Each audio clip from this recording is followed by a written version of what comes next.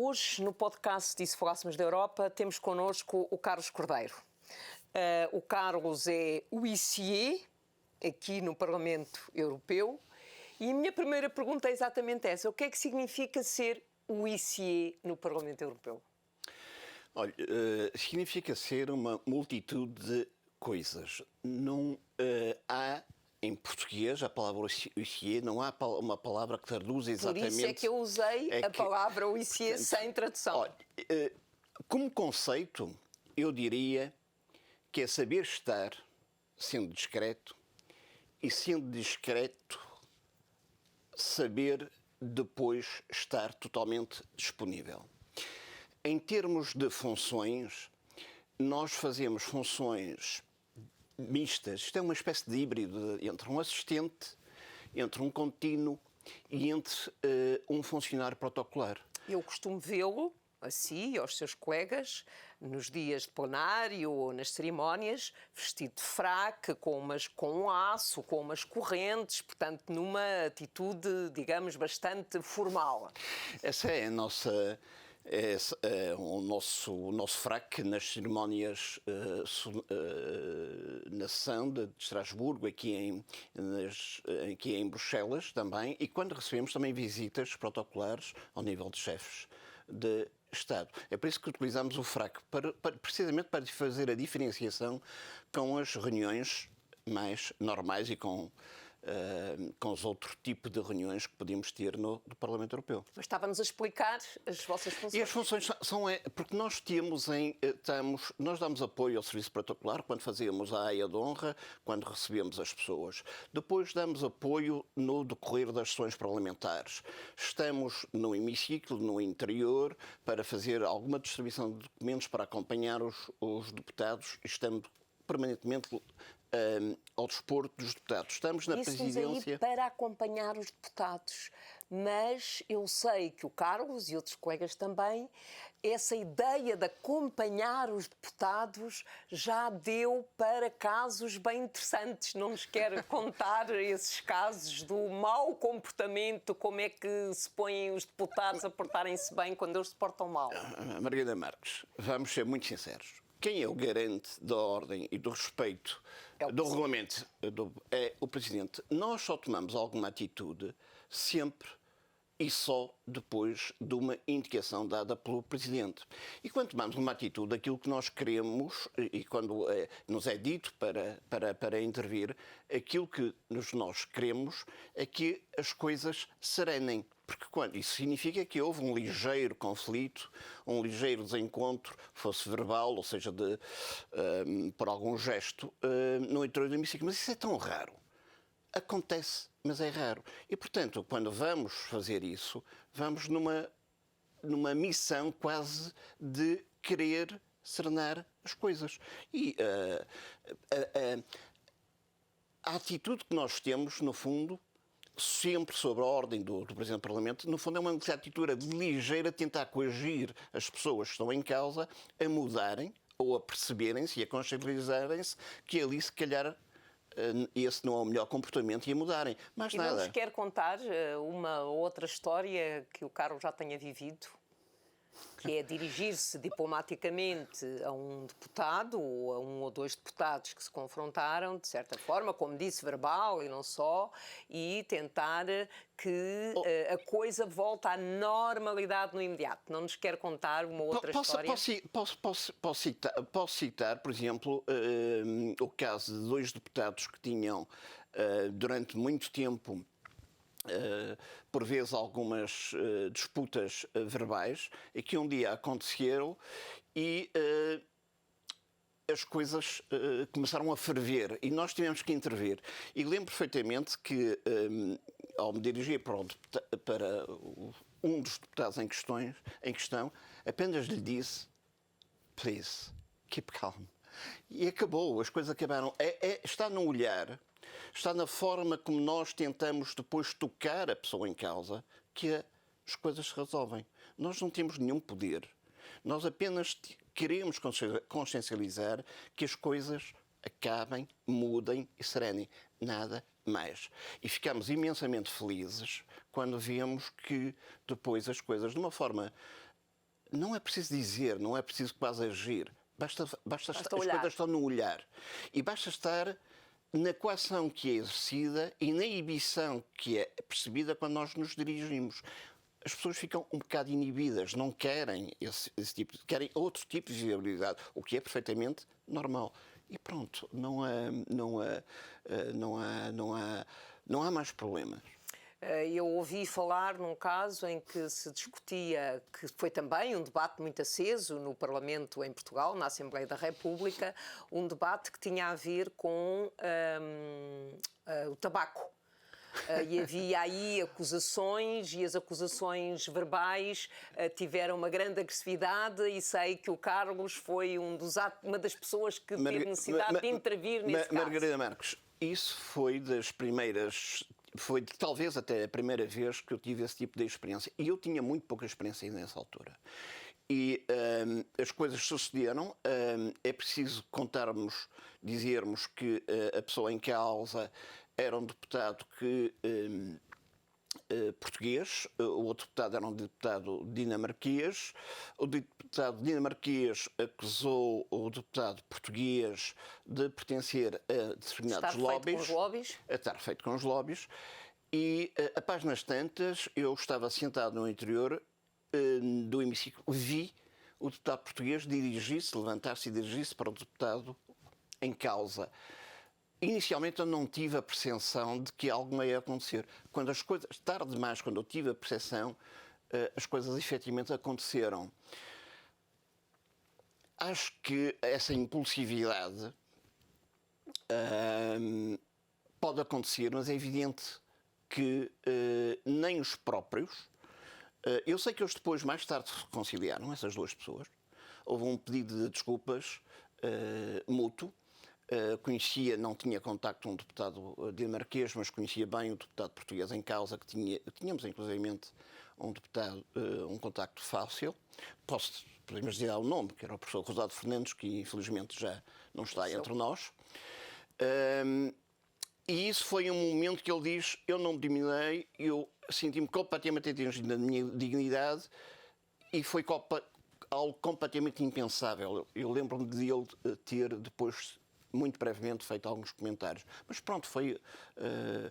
Mas quem nos vê, eu vejo o Carlos quando estamos nos plenários, por exemplo, mas quem vê na televisão vê sempre os huissiers junto ao Presidente, ou mesmo atrás do Presidente, ou ao lado da mesa da Presidência. Portanto, vocês estão sempre presentes, muito atentos àquilo que se passa no plenário. É aquilo que eu acabei de dizer inicialmente, é esse conceito, é estar presente, sempre discreto, e sendo discreto, estar totalmente disponível para o caso ou na eventualidade de nos ser pedido algum tipo de ação. Mas é sempre Mas também tem outra função, como o Carlos estava a dizer, uma função diplomática, uma função protocolar.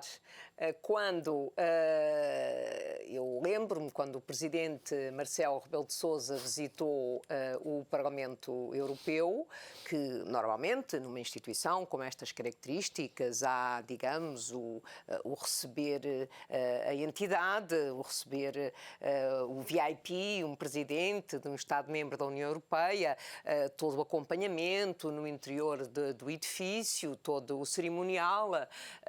Eu lembro-me de ver aí o Carlos satisfeito com o presidente do seu país. Como é que são essas funções protocolares? Nós temos só a indicação de nós guiamos as pessoas. Nós fazemos uma aia de honra a todos os chefes de Estado e depois guiamos e acompanhamos as pessoas de acordo com o programa que está previamente estabelecido pelo Serviço de Protocolo. E, portanto, ao fazer esse acompanhamento, temos sempre um breve contacto. Há sempre a oportunidade de, às vezes, trocar uma palavra ou dizer, ou exprimir simplesmente um sorriso. Mas as coisas acabam sempre por correr muito bem. Nessa visita oficial, é óbvio que, apesar de nós aqui termos sempre a mesma atitude perante seja lá quem for, aí há um lado emocional que é o lado português. Quer dizer, é impossível de dominar o prazer de receber o Presidente da República, que é o professor Marcelo Rebelo de Sousa, que é o professor Cavaco Silva. O prazer de receber o nosso Primeiro-Ministro António Costa, quando, por exemplo, foi inaugurar a sala Mário Soares e que para mim foi uma honra, e quando, se posso dizer, foi é uma pequena inconfidência, mas não tem, porque o nosso Primeiro-Ministro foi cá deputado europeu durante um curto período, interrompeu a sua interrompeu, e quando me viu, e isso deu-me um grande contentamento, olhou para mim e disse: olá, você já faz parte da mobília. Pronto, isto não diz, dá uma ideia do contacto que existe. O contacto é muito, é o acolhimento. Nós temos de ser diplomatas, não há propriamente depois mais contacto para além disso, mas há verdade que há uma emoção que se exprime, que se sente, no caso particular, quando nós temos a felicidade e a honra de receber qualquer representante português que venha aqui ao Parlamento. E nós somos muito sensíveis a isso, e bem, ainda bem que é assim, mas nós somos muito sensíveis na defesa da nossa identidade. Exatamente. E da nossa relação com as autoridades do nosso país. De facto, isso acontece. O Carlos está aqui há muitos anos, deve ser o ICE mais antigo, pelo menos é seguramente o ICE português mais antigo, já trabalhou com vários presidentes. Quer-nos falar um pouco desse trabalho e da diferença de personalidade de um e do outro? Penso no Pottering, irlandês, penso em Martin Schulz, alemão, penso em David Sassoli, italiano, um homem do Sul. Como é que é lidar com os presidentes do Parlamento? Porque, na prática, vocês têm uma ligação muito próxima com os presidentes do Parlamento. Sim, sempre por breves momentos, mas acabamos por ter uma ligação muito própria. A ligação é boa, independentemente da origem. Nós sentimos sempre muito respeitados e muito bem acolhidos. Depois, deixe-me dizer uma coisa, que eu tenho pena, e tenho muita honra de ter servido muitos parlamentos, mas tenho imensa pena de ter, e isso acho que hoje em dia não se pode dizer de outra forma, de ter havido uma oportunidade para termos tido um presidente português, nomeadamente o Dr. Mário Soares na presidência, e depois, fruto de circunstâncias que na altura aconteceram, ele não ter sido. Ele foi a Madame Fontaine, que foi eleita. E aí sim eu estava com uma grande expectativa e gostava imenso de que isto tivesse acontecido, porque acho que seria o coroar.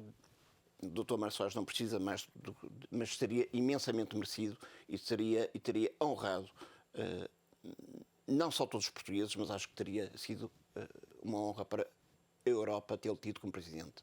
Em relação aos outros... Não tivemos como presidente, é verdade, temos uma sala que honra a sua passagem. Que honra e que marcará para todo sempre aqui nesta casa. Depois, com todos os outros, há diferenças, mas tem a ver com as diferenças na condução do próprio plenário. É completamente diferente termos o Sr. Schulz, que apesar de ser alemão tinha um temperamento muito emotivo e era muito assertivo na forma como dirigia o plenário, de alguém como o Sr. Pat Cox, que era mais fleumático, mais calmo. Aí acho que se expressam efetivamente quer o meio ambiente que na altura se pode viver, em termos políticos, quer, digamos assim, uma certa forma de ser. David Sassoli, por exemplo, acho que conseguia fazer aquilo que nem toda a gente às vezes aspira, mas não consegue, que conseguia fazer uma ponte entre diversos, apesar de ter afirmado sempre a sua posição, mas era um homem de diálogo, era um homem que sabia ouvir e era uma pessoa que tinha uma sensibilidade para todos aqueles que o rodearam. Sim, também tive essa noção. Há pouco enganei-me, queria falar do Pat Cox. Do Pat Cox.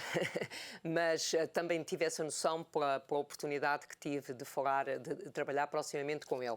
Mas o Carlos vem aqui para o Parlamento praticamente no início. Quer dizer, podemos quase dizer que o Carlos é um dos primeiros funcionários que chega aqui ao Parlamento Europeu. Portugal estava naquela fase da adesão, o início da chegada dos portugueses.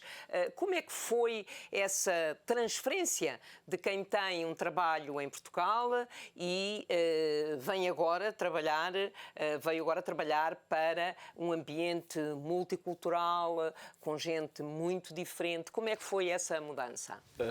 Margarida Marques, não foi uma mudança fácil, porque eu tinha, felizmente para mim, todos na altura... passámos por isso.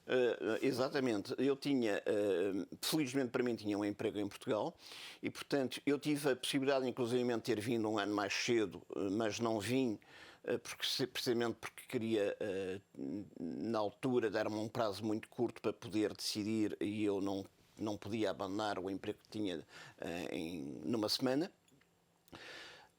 As coisas aconteceram depois de uma forma muito gradual. Quer dizer, eu acabei por vir, depois, mais tarde, acabaram por vir os meus filhos, acabou por vir a minha mulher. Instalei-me aqui.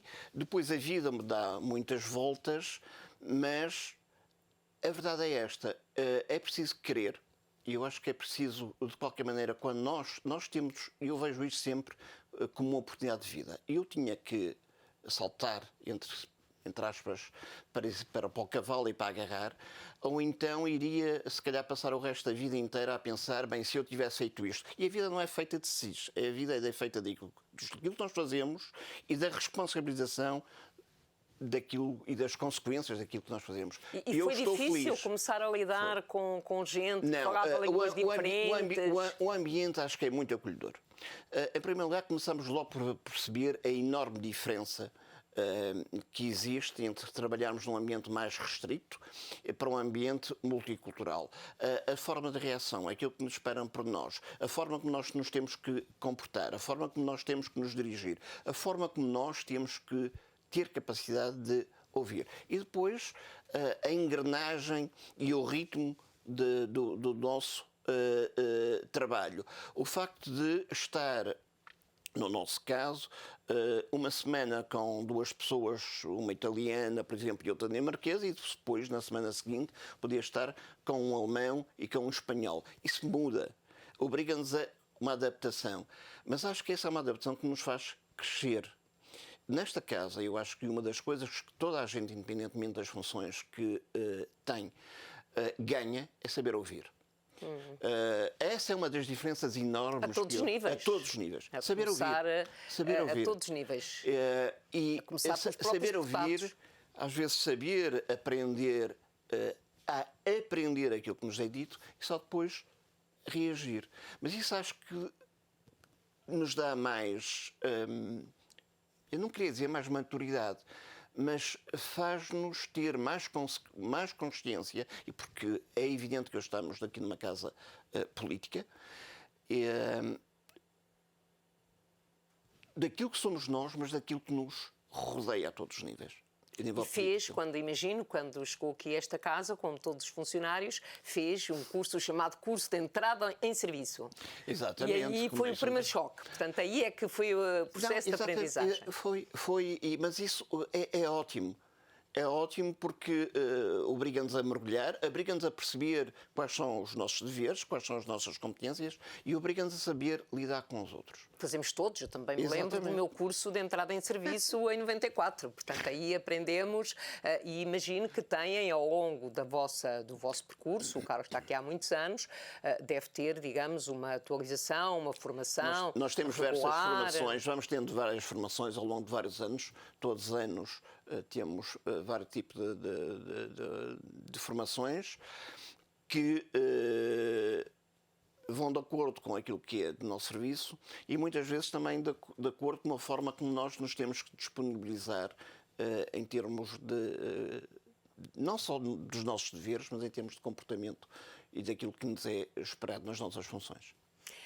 Uma questão final, que está no Parlamento Europeu, onde estão os deputados, que são eleitos pelos cidadãos e que têm que prestar contas aos cidadãos. Quando pensa nessa questão, como é que se questiona? Como é que vê a relação entre o Parlamento Europeu e os cidadãos europeus? Eu vou-lhe dizer com toda a sinceridade, eu sinto-me honrado, mas profundamente honrado, pelo trabalho que é feito aqui, assim, pelos deputados, e falo na enorme generalidade, no Parlamento Europeu. A única coisa que eu não aprecio é, por um lado, uma certa tendência, às vezes, em opiniões públicas, diversas opiniões públicas, denegrirem, ou uma certa maledicência para, às vezes, quererem exprimir aquilo que não têm conhecimento. Nós, quando estamos aqui nesta casa, começamos a aprender a ter respeito pela capacidade de trabalho, pela competência, pelo empenho, pela luta, pelo ardor que todos os deputados têm. Às vezes até podem ter diferentes visões. E temos. Mas na prática acaba por haver muito mais convergência que até porque este sistema em que o Parlamento, com o Conselho e com a Comissão, e, portanto, em que as iniciativas, e tem que haver uma certa convergência, é distinto, às vezes, daquilo que se passa, é muito distinto daquilo que se passa nos respectivos países, em todos os outros países, em que a relação é entre governo e só as respectivas assembleias, e, portanto, aqui que proporciona um ambiente em que toda a gente tem que se esforçar para convergir. O que eu gostava mais é que houvesse uma maior comunicação em que aquilo que é feito pelos deputados fosse mais visto, fosse mais valorizado. Eu acho que às vezes as pessoas não se dão conta. As pessoas não se dão conta do que é de terem a possibilidade de estarem no espaço Schengen, de terem a possibilidade de viverem conforme hoje vivem no euro, de terem a possibilidade, se algum azar houver no banco, de terem as suas garantias bancárias até 100 mil euros cobertas. Já não se lembram quando pagavam roaming, por exemplo.